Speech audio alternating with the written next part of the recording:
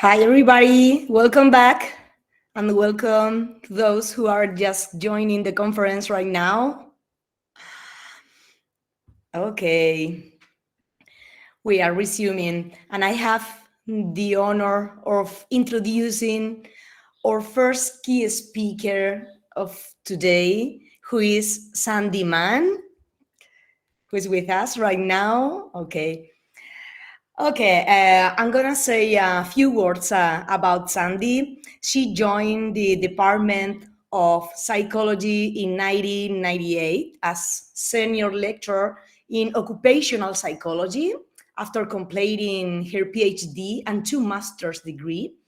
She has a varied work background, including clinical psychology and journalism. Is an expert in emotions, especially in the workplace, and has published widely in the area. I think everyone knows about her job. She is an experienced workplace consultant, has her own private clinic, and is author of several psychology books. Sandy blogs for the Huffington Post and is a columnist for Counseling at Work Journal.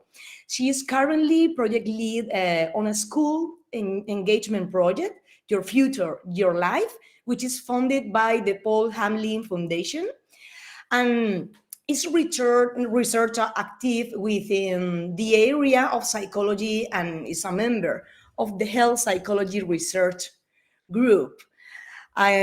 So, Sandy, we are looking forward to listening to your presentation. So, the floor is yours. Thank you. What an honour to be here. I've got a bit of a background echo there. We've gone. Well, it's a great honour to be here after all this time, and I feel that I'm really walking amongst the greats here. When I see some of the names in the room, it's a bit intimidating, actually, all these boredom experts. My first query is, how I haven't used Google Meet. How do I get the slides up? So you have a button. To share. Yeah, about the same as normal. Yeah, okay. All right, so bear with me. Sorry about this. Let's there we go. That should do it. Okay. Can you see the screen? Yes, we can. All right, let me put it on. Right, the only thing is I can't see anybody.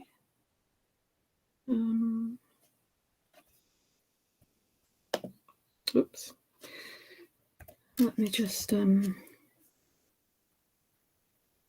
right, okay. Right. What can you see now, Josefa? Yes. Okay. You can see. Right. Yeah, apologies. I thought by this stage in our exploration of alternate technologies, I'll be familiar with every single platform, and I've certainly presented on most of them, but I haven't actually presented. I've been to lots of Google meetings, but I haven't actually presented. So forgive me. I hope it doesn't add to the boredom. So it really is an honour to be, it's a bit tiny to read. Yeah, hang on, Emmanuel. It might be that I'm just doing a little intro and it might be a bit better in a minute. The problem is, it seems that when I go into it properly, I can't see anybody. So I will go into it properly. It feels like I'm just talking into the black hole of the internet, which is what I tend to be doing these days anyway, in this new world that we find ourselves in. Okay, thanks, Emmanuel. So as I say, it is great to be here. I think it's been a long time coming. I know that you invited me a few years ago before COVID in Poland, and I reluctantly had to turn that one down because I had children doing external examinations, important examinations. So you know what happens, other things take over. Your introduction of me was wonderful. I don't know if I can live up to that because I need to go to settings to change view. Okay, thank you, Elizabeth. If I do that, I fear that it might take too much time, so I might just plow on and tell me if there's a problem. So, yeah, I have nowadays. I do feel a bit of an imposter. Actually, I've written a book on imposter syndrome, but that's a whole other lecture. Yeah, I'm okay, thank you. And I do feel a little bit of an imposter because my area that I specialise in these days is less boredom and more clinical, as you suggested, Josefa. Boredom is my area of specialism at the university, but I'm only actually at the university now a couple of days a week, and most of that is spent dedicated to my students. So I don't get so much time to do research anymore. And yeah, it does feel that I'm kind of moving a little bit away from boredom. I have my own clinic and I'm much more into the clinical issues, but you'd be surprised how much overlap there is with boredom and clinical issues. So I'm still here, I'm still involved, but perhaps not quite at the cutting edge as much as I'd like to be. Even going along with that is the idea that I can't even attend these full lectures today and tomorrow because of other commitments, clinic, university. So it does feel I'm not quite at the cutting edge. So bear with me because I think I've still got something interesting to say. Right, now I'm going to go back to, I might have to just do this again. And then we'll get stuck in.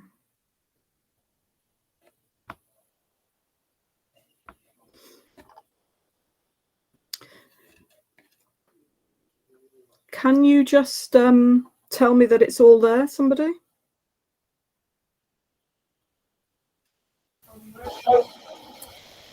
Yes, it is. Okay, great. Okay, so my session today is why bored people don't eat nuts, the effects of boredom on food choices. And this is a piece of research that I did with some students, which I'll talk about in a minute. I've got another screen open here, so if I'm looking away, that's why I'm doing it. It's not that I'm bored and distracted. I'm totally engaged, but I've got other things on the screen. Sometimes it helps to have more than one screen open. Sometimes it makes things worse. So yeah, this is some research that I've done on eating. I'm very interested in food choices and boredom. And here's a little advert for my books. It looks like I've written 2 books on boredom, which makes me look even more of an expert than perhaps I am. They're actually the same book. Top tip, you only need to get one of them, but of course you do need to get one. It should be on everybody's Christmas card list because it's obviously a brilliant book, full of all the findings on boredom. Some people in this room will find themselves quoted in that book as well, I'm sure. So what is boredom? I suspect that if you've got this far in the conference, you probably know this, but whenever I go and lecture around the country or around the world, I always ask people, what is boredom? And a lot of people, more naive people, I suppose, are likely to say that boredom is the result of having nothing to do. I'm bored because I've got nothing to do. Certainly, if we ask our children, what is boredom? They'll say, I've got nothing to do, Mum, I'm bored. But it isn't actually the result of having nothing to do. And it's very hard to think of a situation where you literally have nothing to do. Most of us will never be in that situation where we literally have nothing to do, unless we are in solitary confinement somewhere, which sounds a bit unrealistic, but believe me, I have tried to put people in solitary confinement, all in the goals of research.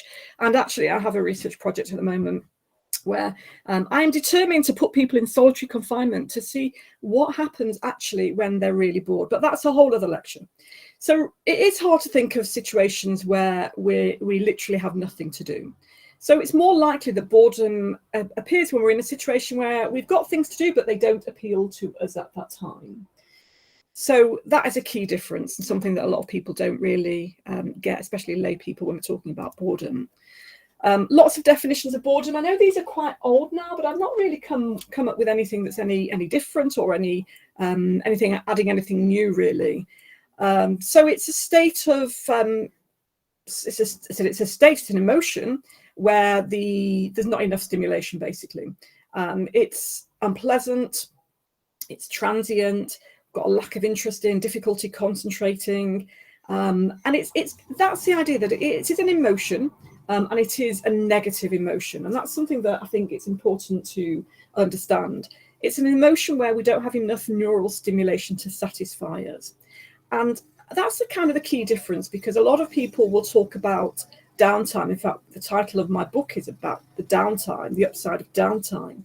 But there is a distinction between downtime and boredom. Is there any background noise? I'm really sorry, but they've just decided this very moment to do some roadworks outside. Isn't that typical? That's always the way it goes. Sorry if there's any background noise. It's not an experiment. There is a boredom experiment where they introduce background noise, but that is not an experiment. I might introduce another experiment as we go through, but that is not one of them. So yeah, it has to be a negative feeling. So simply having downtime or not having stuff to do is not enough. So you might go on holiday and sit on the beach and just stare at the clouds. Are you bored?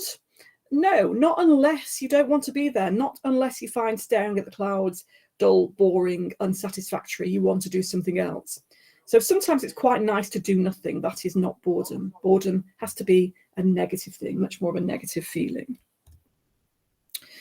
So boredom is an emotion, and it's felt when we've not got enough neural stimulation. There's not enough arousal.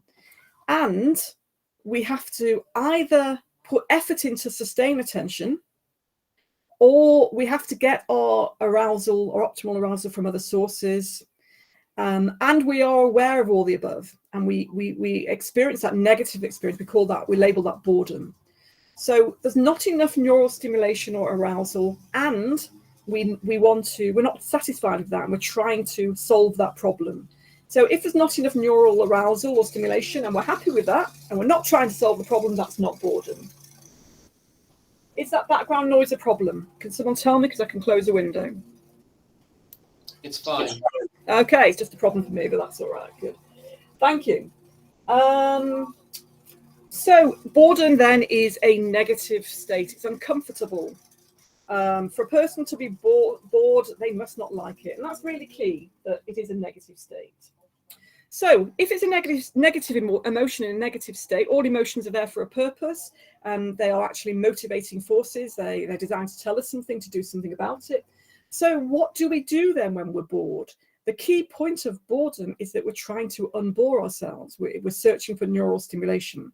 And this is where we get into these kind of food choices. What do we do when we're bored? We've got two options really when we're bored. Number one, we can refocus our attention and resources on the boring task or the activity. Try and make it more stimulating, more meaningful.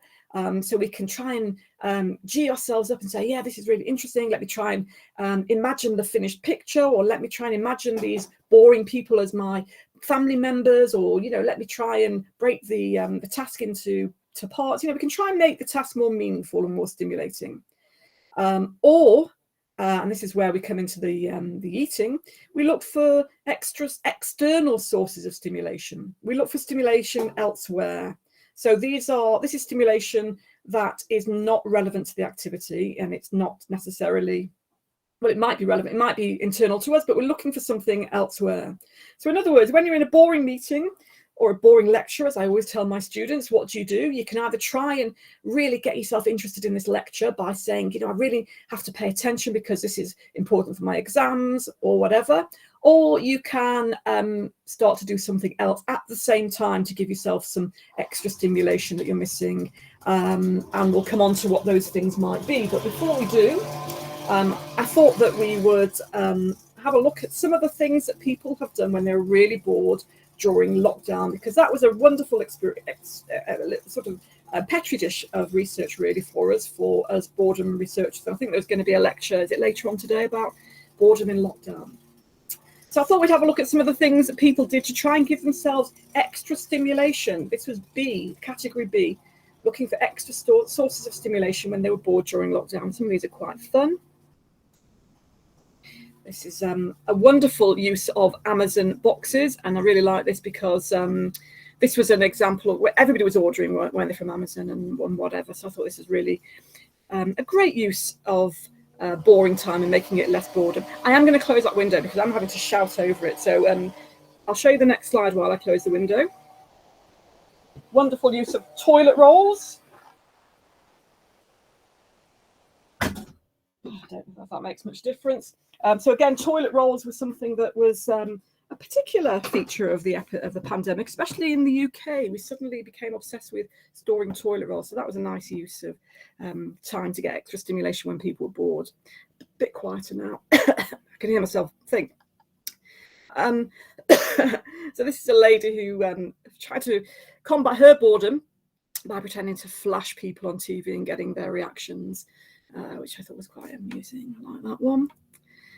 The dinosaurs walking in the street, again, quite a lovely thing that they did to entertain people. But we got used to that, didn't we? We got used to these kind of strange things that people did to combat their boredom. teaching the cats,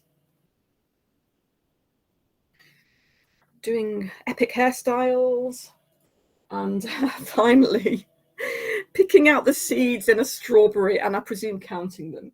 So that's things that we can do when we're bored. Now, most of those things are going to be difficult to do whilst we're actually meant to be doing some work. So we come on to other things that we might do when we're bored at work, for example. And this was an earlier piece of research that I did in 2012.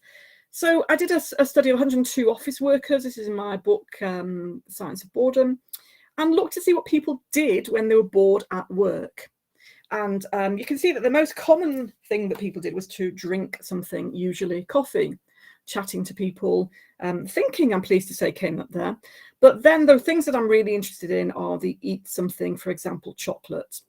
I'm also very interested in the daydreaming. That was something that I got into as well. But the chocolate, the eating something, became a big focus of my research. Now, this is where I'm also introducing a little sneaky experiment that I'm doing on all of you guys. You may notice some chocolate appearing on the screen there in the top right-hand corner. There's going to be lots of subliminal messages of chocolate, because this is what the whole project's about. And what I really want to know is how many of you get a craving for chocolate after this study?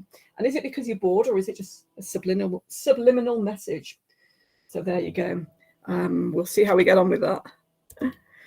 Okay, so let's have a look first of all at some of the earlier findings on boredom before my next study that I'm going to present to you. So one of the first studies that was looked at was this one from California State University in 1977. And this one was looking at the differences in eating behaviours. And they were looking at the difference between obese and non-obese people. And a lot of studies that have looked at eating behaviour have looked at people who are obese or have overeating. So there's not as many studies on what you might call non-clinical population. So the researchers fed these people, obese and non-obese, until they were full, and then gave them boring tasks to do. And during the task, food was available, and the researchers were interested to see how much food was consumed during the boring task. That's becoming quite a standard paradigm, and it's something that I've started to do quite a lot of, giving people food and seeing how much they eat. Results indicated that whilst the obese people ate more food than the non-obese, both of them ate more when they were bored. So whether you're obese or not, you're going to eat more when you're bored. So that kind of set the scene, really, in 1977 for this idea that when we're bored, we eat more. A more recent study, 2004, of 2,000 people, found that 47% of young people said that they ate. This wasn't a study that actually gave them food. This was a survey, and they said that they ate when they were bored. And that's quite close to my own findings that I've just presented. 2011, a study at Bowling Green State University. They asked nearly 140 people about their eating habits. And they found, again, that they're more likely to eat out of boredom. So again, this wasn't giving them food. This was asking them in a survey kind of study. Then we go on to this one in 1999. And this showed that boredom is frequently recorded as a predictor for a binge eating episode for those that suffer from binge eating disorder. But again, this is concerned with kind of a bit more of a clinical population rather than a non-clinical population, which was what I was interested in. So then there is a study in 1986 looking at people who didn't suffer from any binge eating or a non-clinical population. Again, self-report questionnaires, and found a correlation between low arousal states, including but not exclusively boredom, and a tendency to eat when depressed or bored. So again, this is not actually giving them food. This is just asking them for their opinions, a self-report survey. And then we have this study in 1993 where they found boredom was positively correlated with unhealthy food cravings. And it analysed data again with moderately obese people. So yeah, again, we're looking at people with already some predisposition to overeating. In 1991, they investigated the dietary restraint effects of people who have an average BMI, so that's considered healthy. And what we had found here was a strong correlation between food cravings and feelings of boredom. So again, that indicated a link between feelings of boredom and eating. And the food that was most often craved was chocolate. 60% of women in this study reported craving chocolate when bored. And most of them, in fact, all of them except one, craved sweet as opposed to savoury foods. So again, that comes back to my title, which is Bored People Don't Eat Nuts. How many types of chocolate have you spotted in my slides so far? And then this other study, 2015, that people in boring conditions chose to eat more chocolate than those who were not bored. This is the study that you might have heard of. I think a lot of people have heard of this study, where they also gave people the chance to administer electric shocks to themselves if they were bored. And they found that people would rather administer electric shocks than be bored. But anyway, I was more interested in the eating for this particular study. And just another nod to eating in the pandemic. I've talked about what people have done when they were bored during the pandemic, but I think nowadays we always have to talk about the pandemic because I love this quote, the Petri dish for studying boredom and its consequences. So well done for that quote. Yeah, so we've got to look at that a little bit. I know there's going to be lots of research that's come out on that. So this study that I found, which somebody might be talking, Van Tilburg may be talking about this later. This was where they looked at motivations for selecting certain food and how this related to boredom during the pandemic. It's a very brief summary of this. That bored people chose food less for health reasons and more for convenience during the pandemic. When we were bored, we became less concerned about whether the food is ethical, whether it's been ethically obtained, how good for us it is, whether it's natural. We stopped worrying about that sort of thing, and we became more concerned with just using food to regulate our mood. So a good example of that, if we're talking about chocolate, I've just noticed there's no picture of chocolate on this slide at all.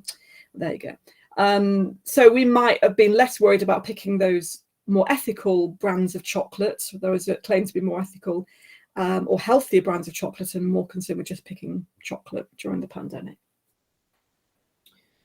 So why then do we find this result? There's so many research projects find this result that the people are more likely to eat chocolate and sugary fatty foods when they're bored. The main hypothesis, and there are a few, but the main hypothesis seems to be the dopamine hypothesis, which suggests that boredom-prone individuals may have a lower level of dopamine, and so we want to get some more dopamine because dopamine is a rewarding chemical. It feels good. It's a feel-good chemical. And if we don't have enough dopamine, we need to get it, and we can get it, or we try and get it by various means, one of which is eating fatty and sugary foods, which gives us a dopamine hit. This is because these foods are designed to be addictive. They're designed to be things that we crave because they were good for us in our evolutionary past. Sugar and fat meant that we could survive longer because we'd have reserves of energy. Nowadays, of course, it's the opposite, but we still have that evolutionary history to it. Of course, there are other ways to get that dopamine. We can get it with alcohol or drugs, or novelty, or doing exciting things. But the easiest way probably at work is with sugary or fatty foods. I've done research on looking at all different things that people do when they're bored, but probably the most socially acceptable one is reaching for that bar of chocolate.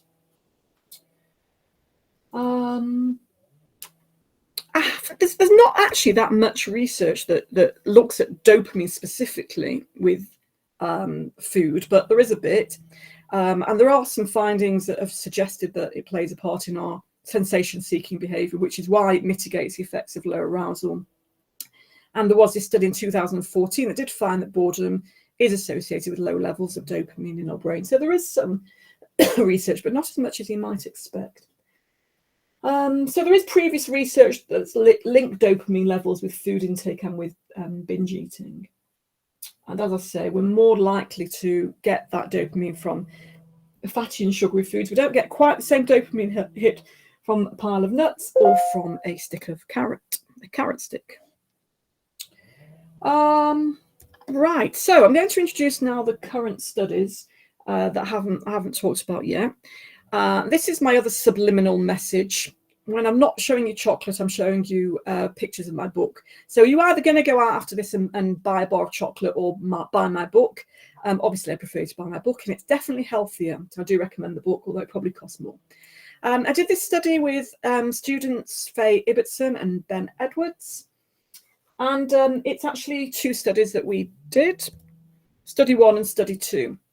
So the first study, and I know the small numbers of participants, so we should see this more of a pilot study, but the first study was looking at ratings of food, and then the second study was looking to see whether these ratings were transferred into reality.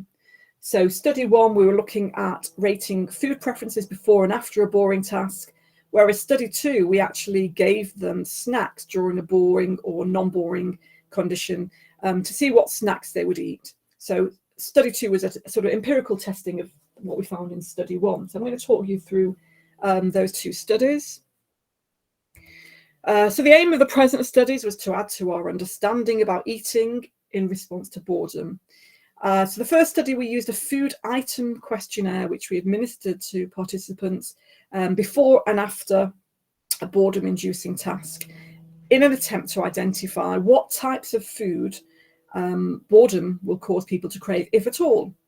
So we already know that people are more likely to crave fatty and sugary foods, but we wanted to see whether this would actually change. So most studies previously have been looking at historical data. So they're asking people, when you are bored, do you tend to crave this? Do you tend to eat that?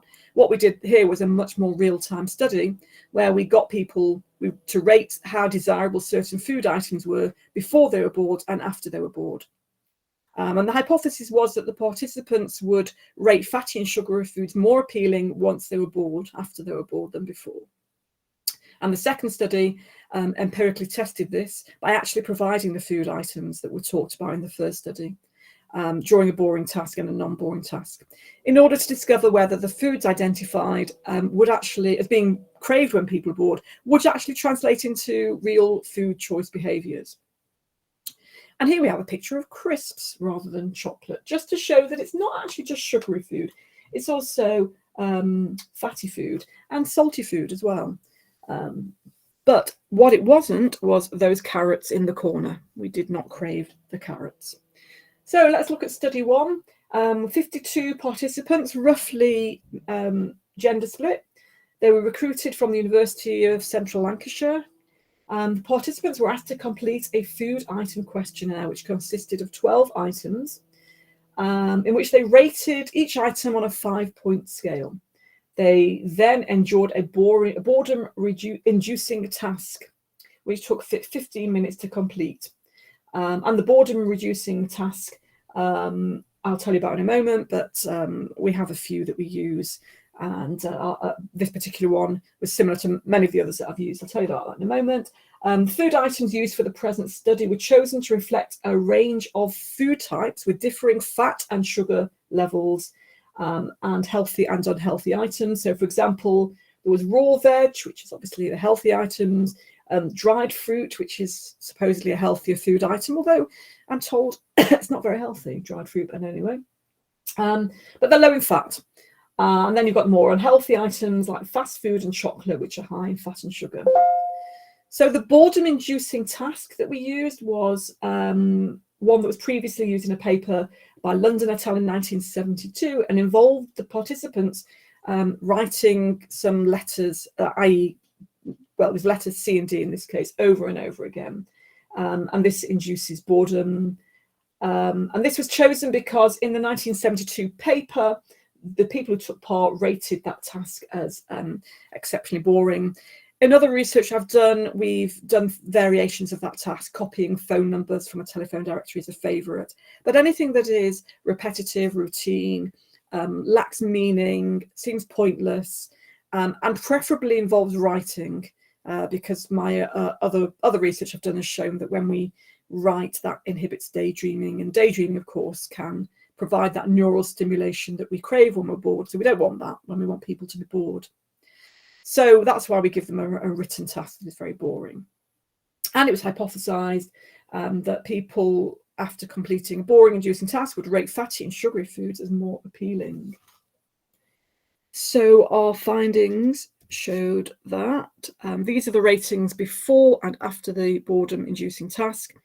And the higher the score means that the foods were craved more afterwards.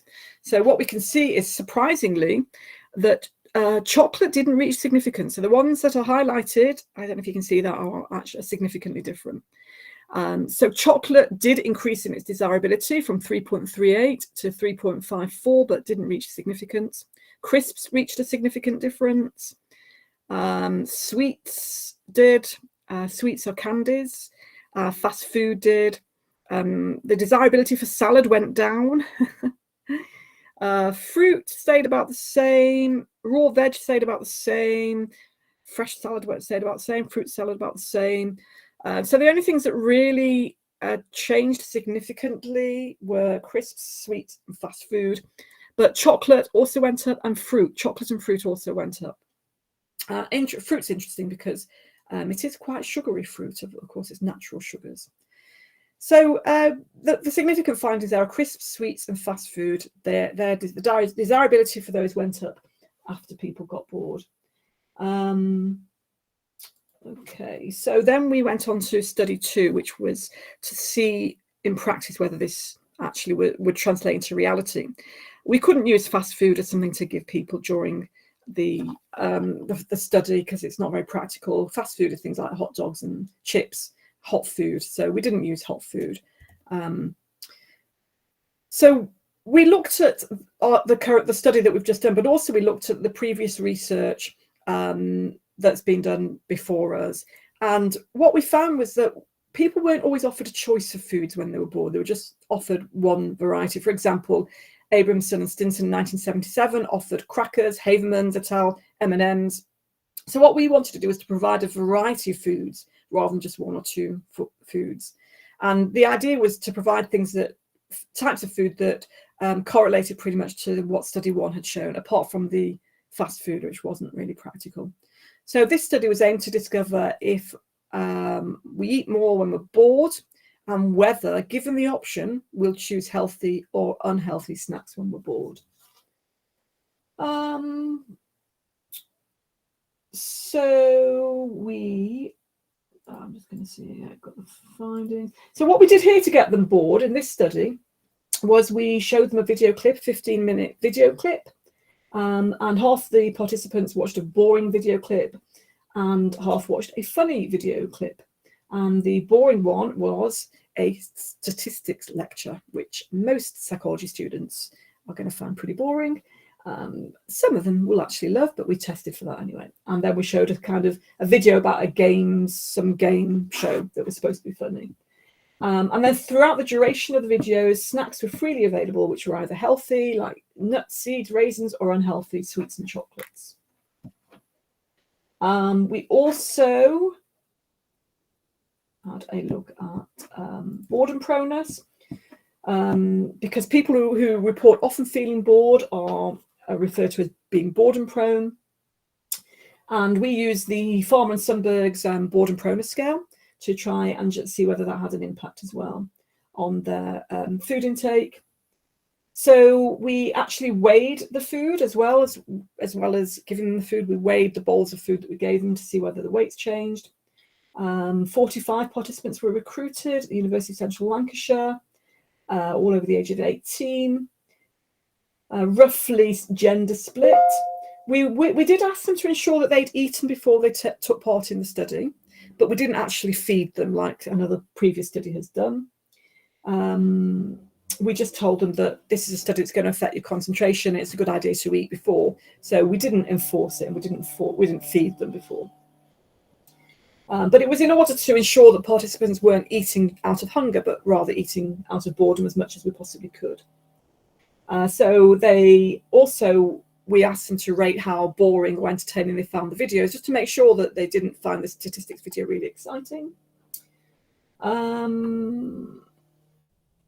So this is the findings of the study, which just showed the boredom ratings. So you can see that the mean boredom rating after the boring video was much higher than the funny video. So just a little test to make sure that the videos were as boring or funny as we thought they were. Okay, so here are the findings. So these are the means for amounts of each type of food consumed overall in each experimental condition. So analysis revealed a significant difference in overall food consumption across the two experimental conditions, such that more food was consumed in the bored condition. There was no effect for boredom proneness. So boredom proneness did not significantly impact overall food consumption. Analysis of the type of food revealed that there was a significant main effect in the bored condition. So the people in the bored condition ate more unhealthy items than people in the funny condition.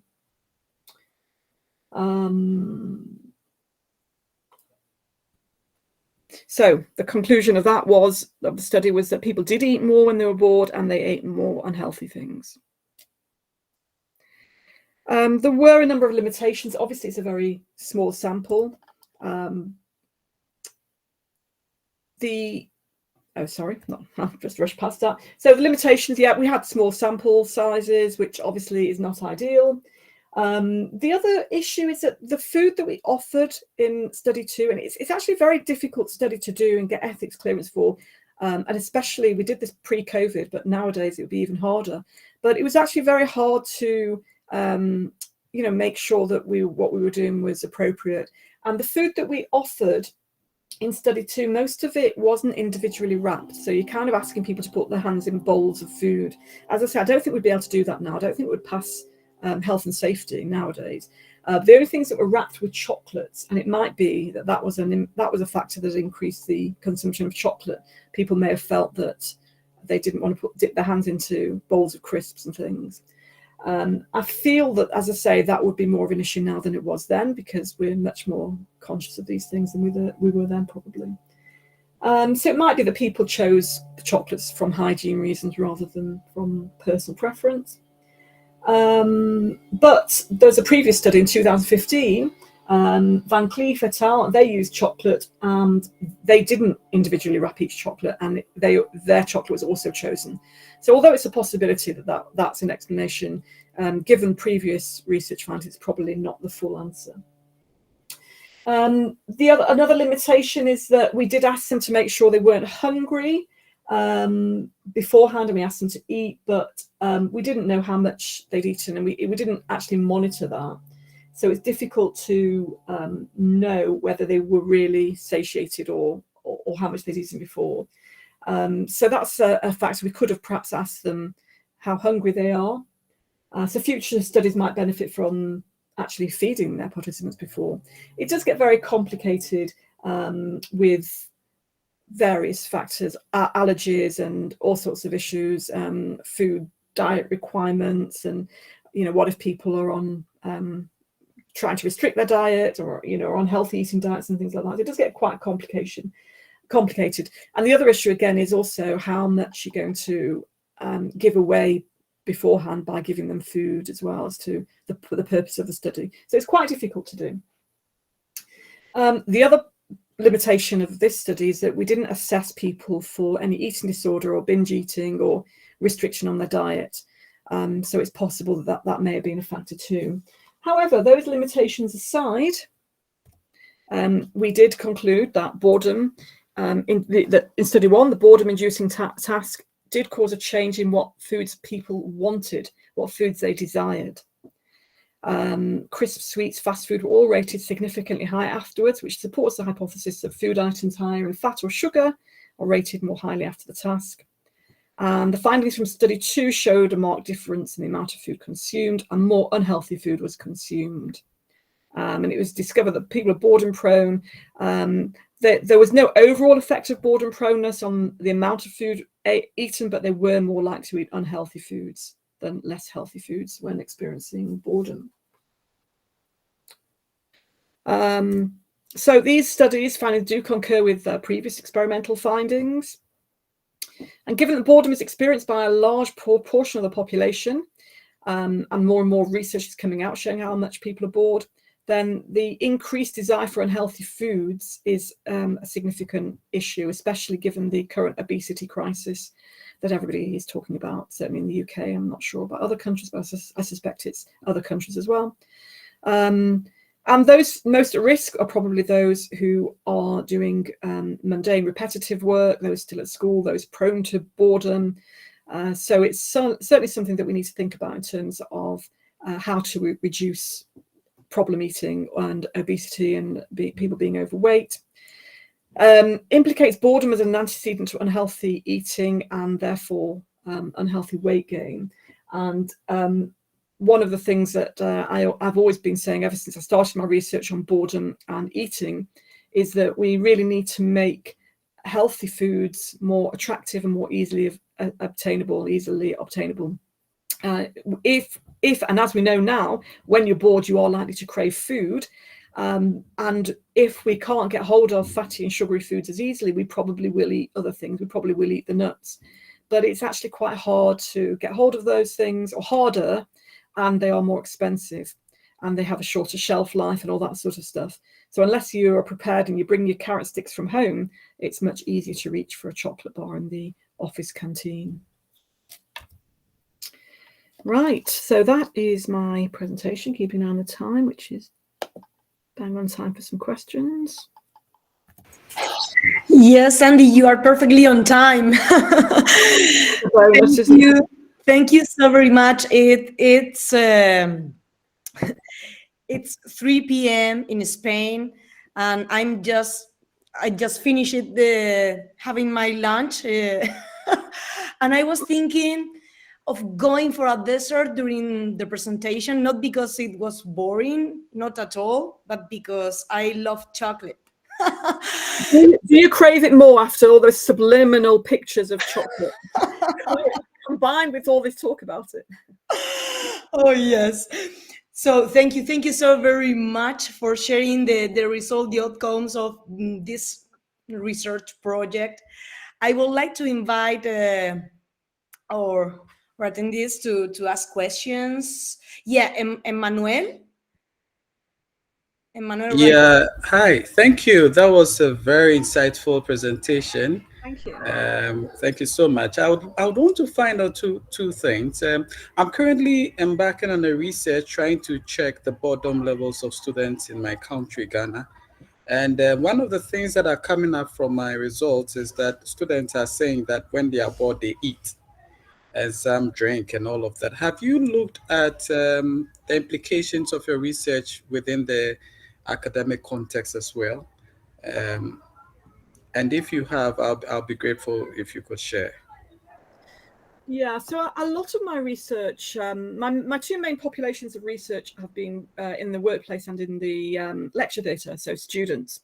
So I've definitely looked in the academic environment, mainly university students. And it is definitely a factor that, it's definitely an issue for young people. And actually, if you think about what food is available to young people in a student environment, I think it's even harder to find food that is available that is healthy. And I think young people are far less likely to bring their carrot sticks in from home. And if I wander around campus, which I do sometimes, in search of healthy food, it's very, very difficult. In fact, we used to have a fantastic salad bar, and they got rid of that. So it's actually very hard to find things, and for young people to find food on campus or in schools. It's all vending machines, it's all chips, fries. So it is very difficult, and yet we know that boredom is a big issue for young people. I've done the research, other people in this room have definitely done the research as well. And we know as well from my studies and other people's studies that they're more likely to eat when they're bored. So we really should be doing something about it. All right, thank you. And if you have any papers to share, especially with adolescents and boredom in the classroom, I'll be grateful. Thank you. Thank you.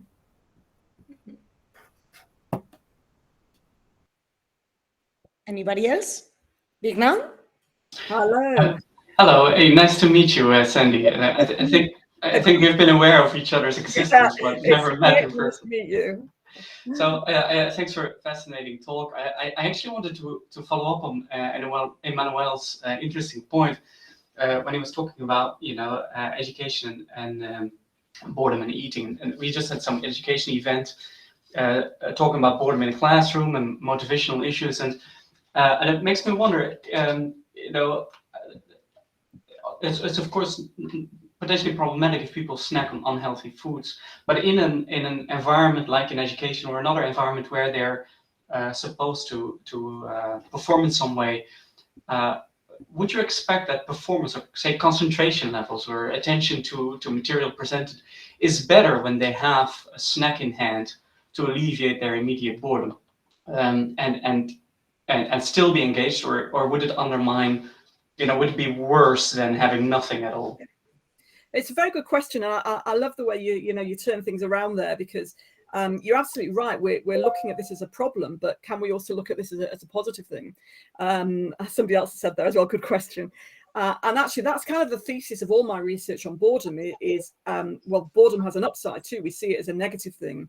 So yeah, maybe this isn't always a negative thing. And what we find, as I'm sure you know, is that we can increase our concentration by adding stimulation. For example, and I've done a lot of research on things like doodling and mind wandering and things like that. So when we're bored, if you're in a boring meeting and you want to really increase your concentration, what we can find is that doing something that uses up a little bit of your cognitive load, like doodling, can help refocus your attention on the task, because it stops your mind wandering. And once your mind is wandering, you've gone, you've lost, you've zoned out. So it can help you focus on the task. So we can use lots of things to do that. And certainly eating, drinking, things like that can definitely help you focus. And that's why we do it. That's why we use these things. I mean, putting caffeine aside, Coke and coffee aside with the caffeine content, anything that is going to give us extra stimulation will help us stay focused, because it stops our minds wandering. And that's kind of the death toll, isn't it, for doing a task once you start mind wandering. So yeah, that's why people chew gum. It's a healthier way, I suppose. So it is definitely something that can be used to increase concentration. So yeah, ideally we should all be crunching nuts and carrot sticks doing any boring exercise, but in practicality, people are going to reach for the Mars bars, aren't they? It's a good point. Thank you. Any other questions?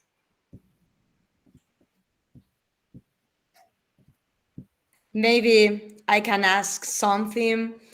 So, Sandi, in line with your previous work, can this behavior, I mean, the response or just to it as a way to escape boredom, be considered creative?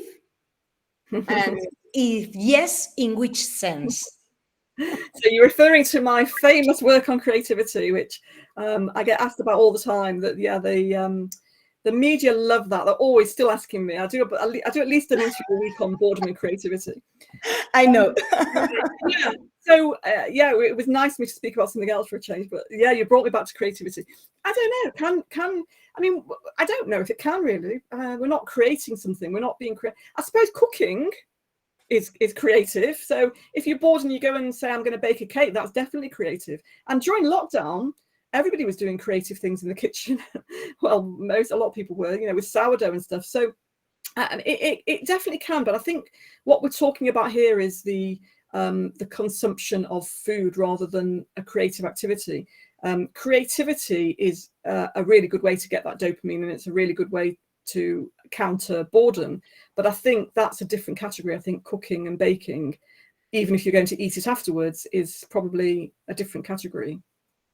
But in terms of looking at what we do to combat boredom, eating and drinking, or eating is one of the things that we do, and it's possibly one of the most problematic ones. I mean, obviously there are more problematic ones. The people that I talk about in my book who go off to go murder people is obviously a bit more problematic, but that's a bit more rare. The eating is something that commonly people do. And as I say, I think with the current obesity crisis, I mean, it's always in the papers in this country, how big people are getting, and nobody ever really, people talk about willpower and they talk about fast food and unhealthy food and ultra processed food, but nobody ever talks about boredom as a factor. Mm-hmm. And they should. I'm not sure if baking bread, for example, can be considered very creative. This is another another story. I'm not sure if Emmanuel, did you raise your Yes, hand? yes, please. Go Go ahead. ahead. Emmanuel again. So I wanted to also find out whether you have your studies have looking at the contribution of food to boredom. Does boredom, eating too much or eating too less, contribute to boredom, especially for me in the classroom? That is one question I want to find. Then the other is that why do we eat when we are bored? Is it because it serves as a pacifier or what? What have you found? Thank you. So thanks, Emmanuel. Your second question is actually really interesting, and I've got some current research going on even as we speak right now that's looking at it the other way around, which is, does eating reduce boredom? So we know we eat more when we're bored, but do we get less bored when we eat? So we're turning it around. I haven't got the results in yet, but that's what we're actually looking at now, whether that is a factor. So it is meant to, I mean, that's the whole point. That's why we do these things, is meant to reduce your boredom or increase your ability to concentrate. And sometimes when we can concentrate, we rate our boredom lower. So you might remember, or some of you will be aware of the studies where they had people with background distracting noise. That's why I was laughing when I had the builders suddenly come outside, because it's less a pure experiment. If you have background noise, and so it's harder to concentrate, people will rate a task as more boring than if you don't have background noise, because we rate the difficulty in concentrating as, oh, I'm struggling to concentrate, therefore I must be bored. So certainly if you've got something that is increasing your ability to concentrate, perhaps by limiting your need to mind wander and daydream, then you'll rate something as less boring. So really, giving ourselves extra stimulation should enable us to concentrate more, because we're using up some of that cognitive load. What was the second question, Emmanuel? There was an interesting second part to that. Yeah, I wanted to find out whether food serves as a pacifier. Oh, yeah, That's yeah. why we reach out for that when we are bored. Well, it's supposed to be this dopamine hypothesis. It's supposed to be that we've got low levels of dopamine and we need dopamine to make us feel good. And we can get that in lots of different ways. So we actually do this, don't we? We often say to people, if you're bored, just try something else first. Try going for changing your environment, or read something interesting, or do something interesting, and then you might find that you're not really bored. You're not really hungry after all, and it's just boredom. So we use there's lots of different ways we can get this dopamine. It doesn't have to be through eating.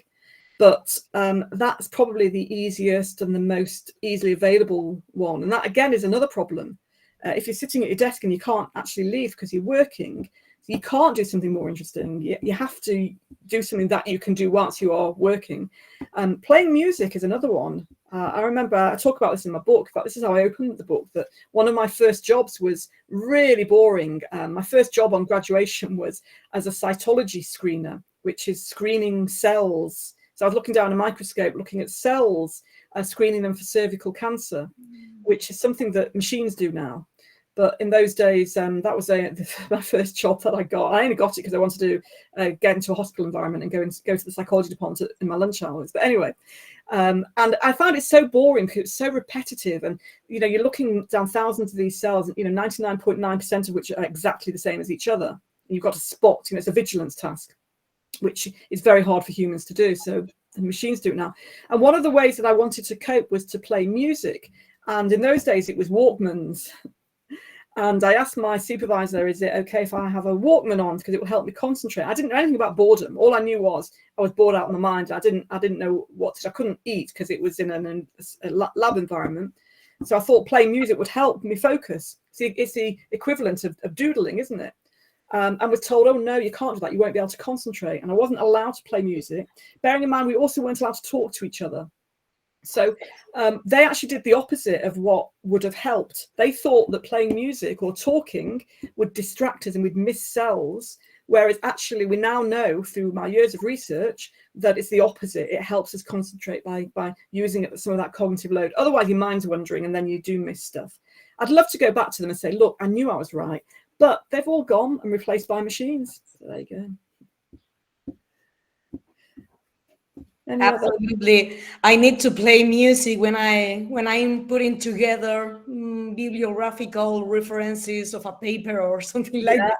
This is why people play music when they're working out, don't they, at the gym, and they have TVs on. Otherwise, it gets just too boring. Personally, as somebody who pushes the idea of boredom and tries to get people more bored, I say don't play the music. I say let your mind, when it's safe to do so, let your mind be bored. You know, we want boredom. So in the gym, I actually don't want music. I want my mind to be bored. I mean, I go swimming because you can't put music in with you, and I want that boredom because then your mind wanders and you get that creativity. But if you're doing a bibliography and you're putting all those references, or I'm marking student work, you don't want your mind to wander. So you want something that's going to help you focus. So really, all these extra activities are trying to stop your mind wandering by giving you a bit more cognitive load and helping you cope with the current and concentrate more with the current task. Why do we get hungry and bored when we overeat? Why do we get bored when we're hungry and bored when do we get bored when we're hungry? Do we get bored because we're hungry? I'm not sure. Do we get bored because we're hungry? And what was the other part? It's gone from my screen. Hang on, I could probably bring it back. It would help if I had the questions up there, right? Yeah, why and bored when we overeat? Well, we get bored of certain foods, don't we? No, sorry to cut in, but go ahead. Yes, what I found out, my respondents were telling me that anytime they got bored in class, they got hungry. They came to class and they were hungry. They got bored easily. And some would also say that anytime they overfed or overate, they got bored. I just want to understand why that happens. Right. I think if you're hungry and you come to class hungry, you are going to be more distracted and not able to concentrate. And when we're distracted, not able to concentrate, we rate a task as more boring.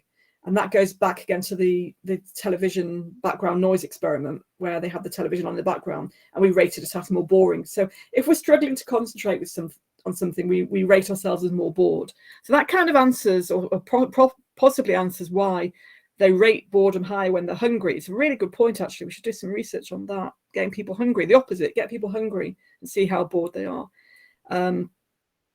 And overeating, they're more likely to be bored. I don't know, maybe when you overeat, you get more tired.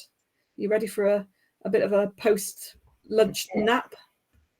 And maybe, again, if we're tired, we're more likely to rate our boredom as high because we're struggling to concentrate. And by the way, I like Turner's comment, gluttony and sloth merges one. Great quote. So that's all. Thank you for such an exciting dialogue. Well, I think it's time to put an end to this presentation by Sandi Mann. Thank you so very much. And we do have a hand up, do we? Everybody's clapping right now. All the hands and the explosions of emojis there. They're very exciting. Don't know if I can cope with all this excitement. Hearts and everything. How lovely.